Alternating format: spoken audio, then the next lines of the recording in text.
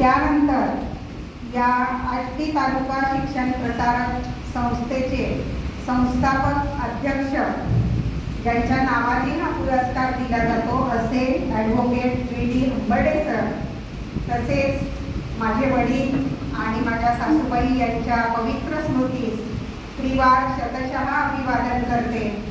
त्यांच्या स्मृतीस आदरांजली भावस्मरणांजली सादर करते आणि या सत्काराला मला जे उत्तर द्यायचं आहे त्याला प्रारंभ करते.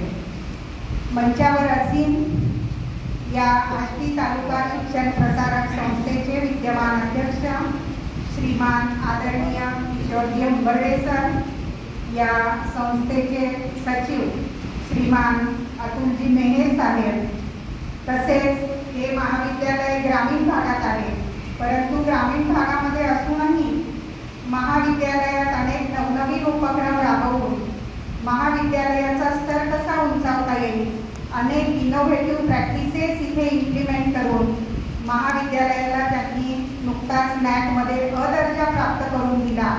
असे महाविद्यालयाचे उपक्रमशील प्राचार्य, आमचे विषय बंधू, वडील बंधू म्हटलं तरी हरकत नाही, ज्यांचं मार्गदर्शन नेहमी आम्हाला मिळत असतं, असे प्राचार्य निमोरे सर, महाविद्यालयाचे उपप्राचार्य, महाविद्यालयाचा सर्व प्राध्यापक वृंद, आमचे सोयरे कल्याणकर सर इथे सेवारत आहेत, ते कल्याणकर सर, तसेच इतर सर्व शिक्षक प्राध्यापक, या स्पर्धेसाठी उपस्थित असणारे सर्व विद्यार्थी, बाहेरून आलेले विद्यार्थी आणि महाविद्यालयाचे विद्यार्थी, यशस्वी श्री मागे असणारा खंबीर हात म्हणजे माझे पती श्री नितीन जोशी, या कार्यक्रमास अगत्याने उपस्थित असलेली माझी सखी सौभाग्यवती अनुजा, या कार्यक्रमाचं अत्यंत बहारदार असं सूत्रसंचालन करणाऱ्या साईताई हंबर्डे, तसेच महाविद्यालयातील इतर आमचे स्नेहीजन.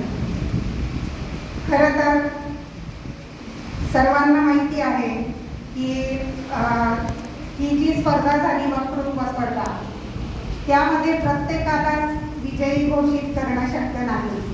व्यवस्थेचा भाग म्हणून काही ठराविक लोकांनाच आपल्याला विजेता असं संबोधन लावावं लागतं, 3 किंवा 4 लोक, हो की नाही? सगळ्यांना विजेता म्हणणं शक्य नसतं. परंतु जे या स्पर्धेमध्ये विजेते झाले आहेत, ठरले आहेत, त्यांचं मी सर्वप्रथम मनपूर्वक हार्दिक अभिनंदन करते.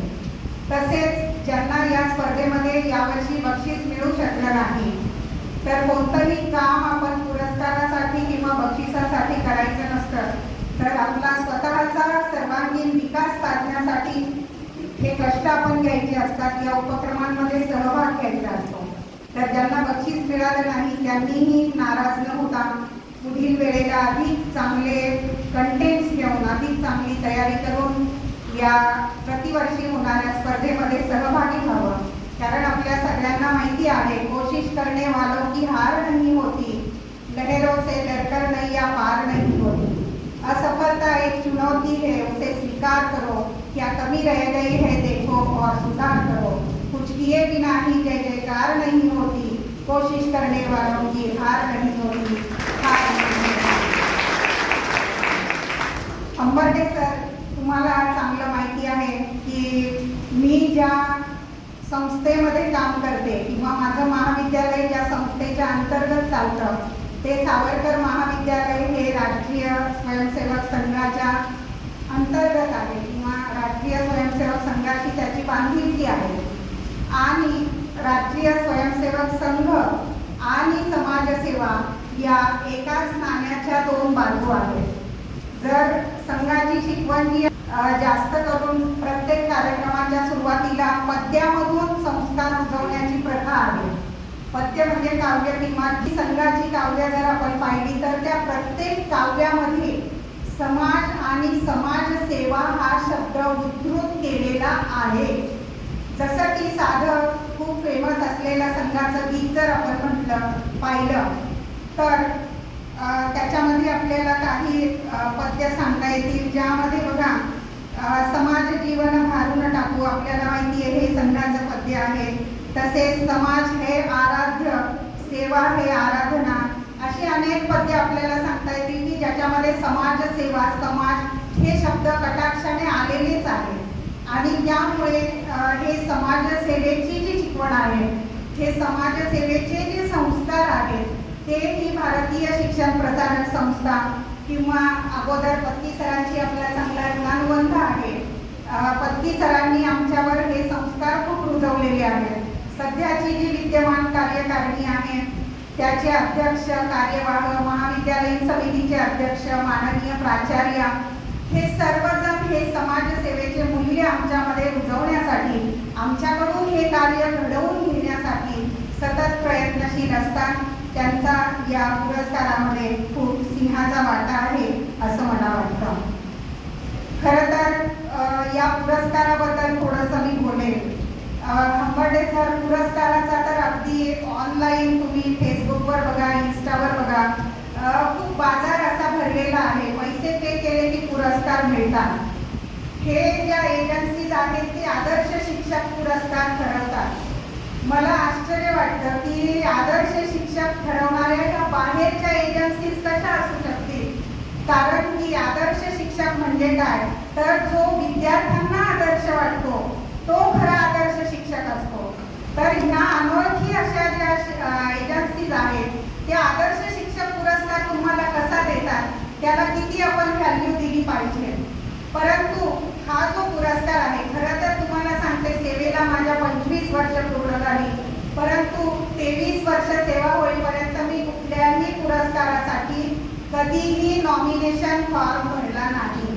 परंतु आम्हाला नवीन प्राचार्य आलेले आहेत, त्या मला म्हणत असतात की मॅडम तुम्ही काम तर इतकं करता पण कुठल्याही लिंकवर तुम्ही कधी नॉमिनेशन भरत नाही. आणि आता माझं शेवटचं प्रमोशन आहे प्रोफेसर पदाचं ऑक्टोबरमध्ये.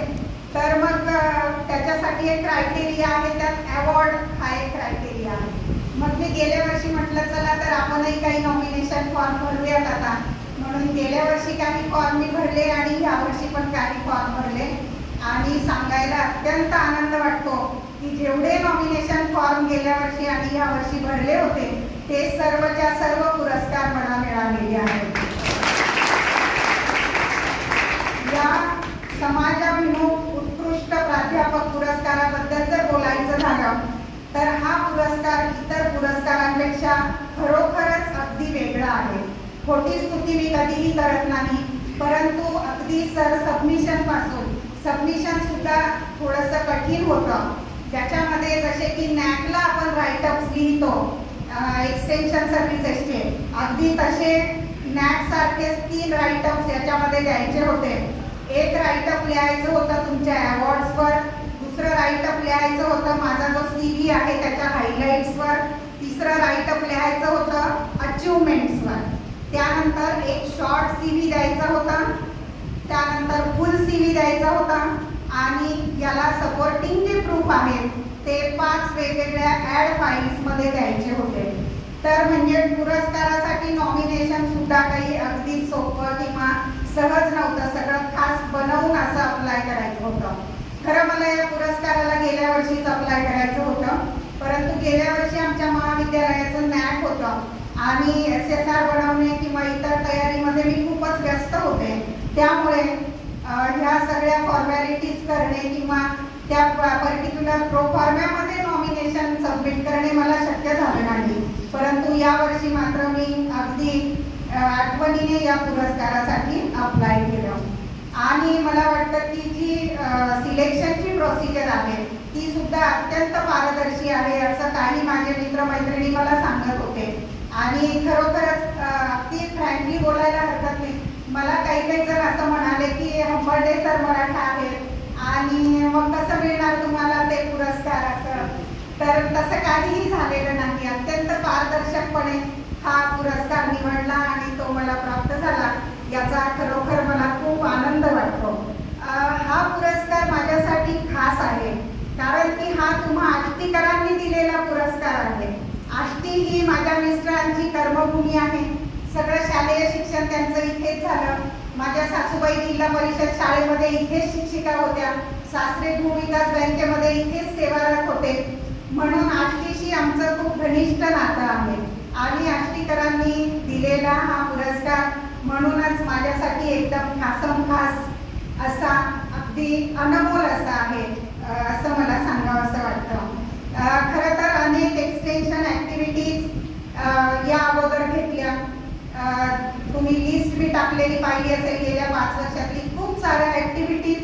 मलाही खूप नाद आहे सारखं काही ना काही घ्यायचं. शिव जन्मोत्सवाला तुमचं रामाचं आम्ही खूप मोठा सप्ताह साजरा केला आणि साधं आमचं गॅदरिंग जरी असेल ते सुद्धा आम्ही सर्व समाजातले जे स्टेक होल्डर्स आहेत त्यांना इन्व्हॉल्व करून हा आमचा महोत्सव साजरा करत असतो. मग त्याच्यात गायन असेल, नृत्य असेल, समाजातल्या सगळ्या घटकांना फक्त नाही तर या सर्व घटकांना सामावून घेऊन असं गॅदरिंग किंवा सावरकर महोत्सव आमचा पार पडतो. मला आवडलेल्या काही एक्सटेन्शन ॲक्टिव्हिटीज ज्या आहेत त्या 1-2 ॲक्टिव्हिटीज मी फक्त इथे सांगते. जे बाकीचं काम आहे पेट सेंटरचं असेल, दिवाळाचं असेल ते सायलीताईंनी सांगितलेलंच आहे. त्यामुळे ते आता पुन्हा रिपीट न करता त्यापेक्षा वेगळ्या मला भावलेल्या 2 ॲक्टिव्हिटीज इथे सांगते. कोरोना काळामध्ये खूप चांगलं काम समाजासाठी आम्ही घेऊन आलो होतो. खरं तर फिजिक्स हा अत्यंत रटाळ असा विषय आहे, मुलांना वास्ट वाटतो, आवडत नाही. परंतु कोरोना कालावधीमध्ये या पदार्थ विज्ञानाचा समाजाच्या दैनंदिन जीवनाशी कसा संबंध आहे असा एक 8 दिवसाचा कार्यक्रम आम्ही घेऊन आलो होतो. यामध्ये 1 दिवस प्रकाशाचा आपल्या जीवनाशी काय संबंध आहे, ध्वनी आपल्या कानाला किती ध्वनी पेटतो किंवा त्याचे काय परिणाम आपल्या कानांवर वाईट होतात, इलेक्ट्रोमॅग्नेटिक रेडिएशन, ऊर्जा, असे आठवडाभर रोज नवे विषय घेऊन आम्ही समाजापर्यंत गेलो. या आमच्या प्रोग्राममध्ये 2770 लोकांनी सहभाग घेतला. अत्यंत उत्तम असे फीडबॅक यामध्ये मिळाले. त्यानंतर लगेचच आम्ही समग्र सावरकर हा आंतरराष्ट्रीय दर्जाचा कोर्स घेतला. यामध्ये तर तुम्हाला सांगते जेव्हा आम्ही हा समग्र सावरकर प्रोग्राम जो होता 8 दिवसांचा त्याचा जेव्हा फ्लायर आम्ही व्हायरल केलं, सर मला अक्षरशः धमक्या येत होत्या की आम्ही तुम्हाला मारू, तुमचं घर जाळू, असं करू तसं करू. फोनवर घाण बोलत होते. आमच्या प्राचार्यांना काही धमक्या येत होत्या. परंतु मी एक अत्यंत काय म्हणूया धाडसी सबल लेडी आहे. मी थोडं सुद्धा या धमक्यांना भीक घातली नाही आणि हा कोर्स 5000 संख्येने आम्ही अत्यंत यशस्वीपणे पूर्ण केला. यामागे आमचा उद्देश फक्त राष्ट्रभक्ती निर्माण करणे एवढाच प्रामाणिक हेतू घेऊन हा प्रोग्राम आम्ही चालवला. विशेष सांगायचं म्हणजे या आमच्या कार्यक्रमामध्ये वयोगट जो नोंदणी झालेला होता तो वय वर्ष 5 ते वय वर्ष 95. आणि एक माझ्या पुढे आव्हान होतं की या 5 वयोगट ते 95 यांना साजेसा होईल असा प्रोग्राम कसा डिझाईन करायचा. परंतु हे कामही अतिशय लीलया पार पडलं सर्वांच्या सहकार्याने. आणि यामध्ये काही लोक जे सहभागी झाले होते त्यांनी ॲक्च्युअल सावरकरांसोबत काम केलेलं होतं. असे लोकही या प्रोग्राममध्ये सहभागी झाले आणि हा 5000 लोकांसह चांगला कार्यक्रम पार पडला. असे अनेक कार्यक्रम सांगता येतील पण वेळेअभावी मी ते सांगणार नाही. खूप थोडं काम परमेश्वराने माझ्या हातून घडवलेलं आहे. अजून खूप जास्त काम करण्याची संधी आहे. किंबहुना या पुरस्काराने जबाबदारी अजून वाढली आहे. हा पुरस्कार म्हणजे नवी ऊर्जा देणारा, कामास गती देणारा असा हा पुरस्कार आहे असं मला वाटतं. मनीष सिंह हे जे शायरी करणारे शायर आहेत ते असं म्हणतात की जिंदगी की असली उड़ान तो अभी बाकी है, जिंदगी की असली उड़ान तो अभी बाकी है, जिंदगी के कई इम्तिहान अभी बाकी हैं, अभी तो नापी है हमने मुट्ठी भर जमी हमने, अभी तो नापी है मुट्ठी भर जमी हमने, अभी तो सारा आसमां बाकी है, अभी तो सारा आसमां बाकी है. अशा प्रकारे सध्या समाजात आपल्याला माहिती आहे महिलांवर होणारे नित्य ऐकत असतो आपण माध्यमांमधून अत्याचार होत आहेत. जातीयवादाचं खूप सगळीकडे फोफावलेलं जे रोपटं आहे हे 2 सध्या खूप चॅलेंजिंग असे टास्क आहेत. त्यासाठी समाजसेवा घडवून आणण्याचं खूप आव्हान आपल्या सर्वांसमोर आहे. समाजसेवेचा माझा एक मूलमंत्र आहे. समाजसेवा काहींना वाटतं की डायरेक्टली जाऊनच केली पाहिजे तरच ती घडते किंवा आपल्याला समाजसेवेचे कन्सेप्ट पण थोडेसे क्लिअर नसतात. तर समाजसेवेचा माझा असा मूलमंत्र आहे, समाज के लिए लढो, समाज के लिए लढो, लड़ नहीं सकते तो लिखो, लिख नहीं सकते तो बोलो, बोल नहीं सकते तो साथ दो, साथ नहीं दे सकते तो सहयोग करो. लक्षात आलं काय म्हणाले मी? लड़ नहीं सकते तो लिखो, लिख नहीं सकते तो बोलो, बोल नहीं सकते तो साथ दो, साथ नहीं दे सकते तो सहयोग करो. आणि या मूलमंत्राला आपण महाविद्यालयाचे लोक आपल्या नॅकशी असं जोडू शकतो, ज्याच्यामध्ये लढो, डायरेक्टली ऑर्गनाइज द प्रोग्राम्स, त्यानंतर लिखो your research papers, your articles, then बोलो your invited talks in the society, आणि साथ म्हणजे कोलॅबोरेशन, आणि तुमचा सहयोग म्हणजे अर्थातच MOU ज्याला आपण म्हणतो. असा हा समाजसेवेचा मूलमंत्र आहे. पुनश्च एक बार हा पुरस्कार ज्यांनी मला दिला त्या पुरस्कार आयोजकांचे आणि सर्व उपस्थितांचे मी मनपूर्वक धन्यवाद देते. शेवटी जाता जाता फक्त एक मला अत्यंत प्रिय आहे संघाचंच पद्य आहे, त्याचं फक्त एक कडवं मी म्हणते आणि मग मी थांबेन.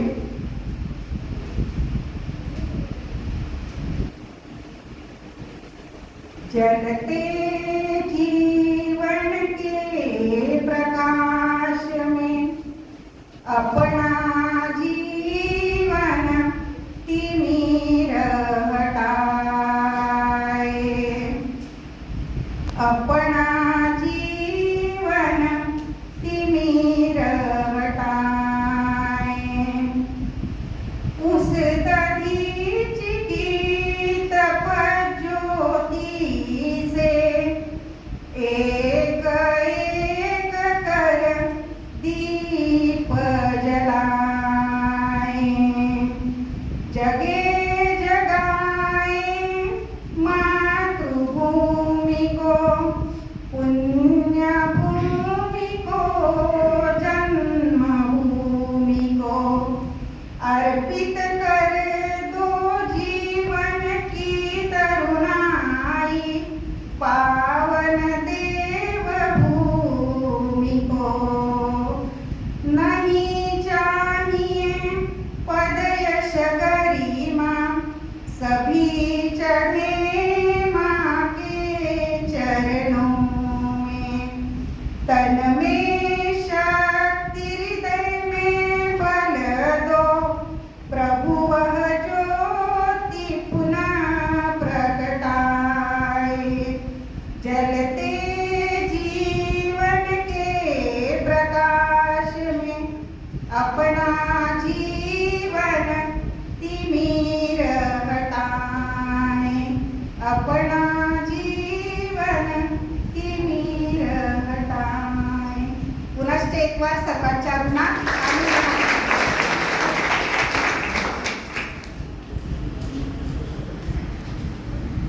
धन्यवाद मॅडम. खूपच छान असं या ठिकाणी मॅडमनी आपल्याला मार्गदर्शन तथा त्यांचं सामाजिक कार्य कसं उल्लेखनीय ठरलंय आणि हा पुरस्कार कसा पारदर्शकतेने दिला जातो या सर्वांचा उल्लेख या ठिकाणी मॅडमनी आपल्या मनोगतातून केला. त्यानिमित्ताने मी त्यांचं पुनश्च एकदा पुरस्कार प्राप्त झाल्यामुळे शब्दसुमनाने हार्दिक असं अभिनंदन करते. त्यांच्याबरोबर उपस्थित नितीन जोशी सर आणि अनुजा दास्तीकर मॅडम, ग्रंथपाल सावरकर महाविद्यालय बीड यांचं देखील शब्दसुमनाने हार्दिक असं स्वागत करते. यानंतर डॉक्टर अनिल गर्जे सर